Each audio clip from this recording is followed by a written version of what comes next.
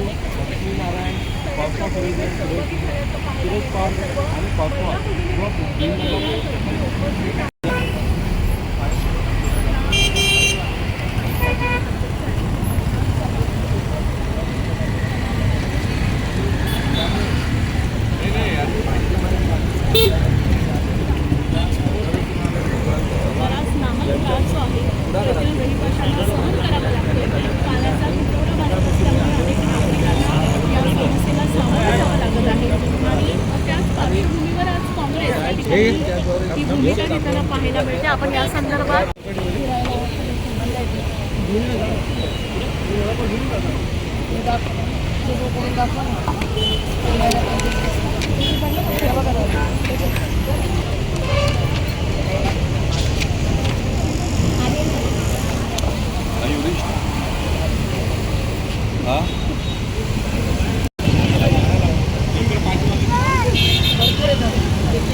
चालू आहे धंद्याला लावणार.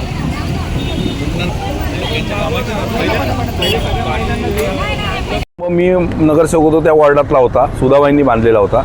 या जलकुंभातून भीमनगरच्या जनतेला, या जलकुंभातून Unnati garden, Ravi estate, Cosmos, Suresh park, Hillview, Laxminarayan आणि तिकडची बेतनीची कॉस्मॉस यांना पाणी पुरवठा केला जात होता. पर्याय म्हणून मी हा रस्त्याचा सिमेंट कॉन्क्रिटीकरण करतानाच एक बेतनीला टाकी बांधून घेतली 50 दशलक्ष. तिथूनही पाणी पुरवठा सुरळीत होऊन या शिवाजीनगरलाही पाणी पुरवठा सुरळीत आहे. याच्या टाकीवरून शिवाजीनगरच्या शेळकेपाड्यालाही पाणी जाते. असं असताना हा विपरीत निकाल लागल्यानंतर मी नगरसेवक ज्या दिवशी पराभूत झालो, दुसऱ्याच दिवशी पाण्याची पाईपलाईन टाकण्याचं काम त्या भुवड आणि प्रशांत सोनागरा या कंपनीने केलेलं आहे. हा DPR त्यांचं असं म्हणणं आहे की 2022 पुढे मध्ये मंजूर झाला प्रशासक असताना. मग 2022मध्ये DPR मंजूर झाला होता, मग आत्तापर्यंत तुम्ही का थांबले होते? याचं कारणच हे आहे, मी पडायची वाट बघत होते. ज्या दिवशी मी पडलो त्यांना असं वाटलं की मी पडलो आणि यांना पाण्याची पाईपलाईन टाकून आम्ही फॉरेस्टलाही तक्रार दिलेली आहे. त्यांनी अजिबात समजू नये, यांच्या प्रॉपर्ट्यांपर्यंत मी जाईन.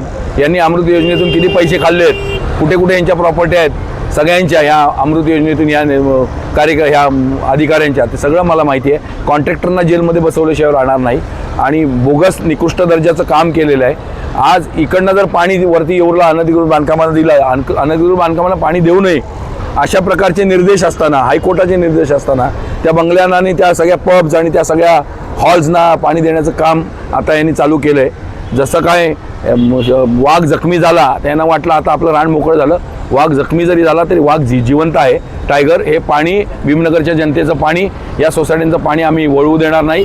आम्ही ऑलरेडी फॉरेस्टला तक्रार केलेली आहे. वेळ पडली तर चाफेकर बंधू बनू, वेळ पडली तर भगतसिंग बनू, पण यांना जिवंत सोडणार नाही आम्ही. हे पाणी यांना तिकडे वळू देणार. यांना टाकायचं असेल दुसरीकडून यांनी पाणी घ्यावं दुसऱ्या टाक्यांमधून. आमच्या जनतेचं पाणी यांना घेऊ देणार नाही. आणि इथल्या सगळ्या सोसायट्यांना माझी विनंती आहे आणि आव्हान आहे की तुम्ही मतं नाही दिली हरकत नाही, तुम्ही भरभरून मतं युती सरकारला दिली, त्याच्याबद्दल काही नाही, पण तुमच्यासाठी मी कटिबद्ध आहे. माझे नगरसेविकेचे उमेदवार हे सगळे कटिबद्ध आहेत. उमेश आहे, संजीवनी आहे, नम्रता आहे. आम्ही कटिबद्ध आहोत. आम्ही तुमची सेवा करत राहणार, तुमच्यासाठी लढत राहणार. सह्यांची मोहीम आखलेली आहे. माझी सर्वप्रमाणे विनंती आहे, हे होऊन देऊ नका साहेब. हे अनधिकृत बांधकामांना पाणी पुरवठं हे नाही तर यांच्याकडनं प्रतिज्ञापत्र घ्या की फक्त एअरफोर्सला पाणी दिलं जाईल. आणि ते सुद्धा इंदिरानगरच्या टाकीतून पाणी दिलं जाते. त्यांचं म्हणणं आहे पाणी कमी येतं, तर अजिबात नाही. कमी येत असलं तरी तुम्ही दुसरी काहीतरी पर्यायी व्यवस्था करा. इकडच्या जनतेचं पाणी वरती वळवलं तर टँकर चालू होईल. ही गरीब जनता आहे, टँकर परवडणार नाही यांना. भीमनगरची जनता असेल, इकडल्या सोसायटीमधले 50-50 टँकर एका बॅलेट पेरला जात नाहीत. आणि म्हणून निवडून आलेल्या नवीन नगरसेवकांनाही माझी विनंती आहे की आपण सर्वांनी एकत्र येऊन, शेवटी तुम्हाला मतं दिली आहेत, माझ्यापेक्षा जास्ती मतं तुम्हाला दिली आहेत, लोकांनी इथे. तर तुम्ही त्यांचं रक्षण केलं पाहिजे, संरक्षण केलं पाहिजे आणि त्यांच्या न्याय हक्कासाठी तुम्ही रस्त्यावरती उतरलं पाहिजे. बाबासाहेबांनी सांगितलं आहे, संविधानाचा जर गैरवापर होत असेल, संविधानाची पायमल्ली होत असेल, तर तुम्ही त्या संविधानाच्या माध्यमातून त्याच तरतुदींच्या माध्यमातून आपले अधिकार खेचले पाहिजेत. त्यामुळे प्रशांत सोनाग्रा असेल, विकास डोले असेल, त्याच्या आधी ऑलरेडी इन्क्वायरी झालेली आहे अँटी करप्शन. काय विकास डोले असेल किंवा विनोद पवार असेल, यांना माझं जाहीर आव्हान आहे, कृपया माझ्या कॉलरला हात टाकायचा प्रयत्न करू नका. तुम्हाला जेलमध्ये बसवल्याशिवाय विक्रांत चव्हाण राहणार नाही.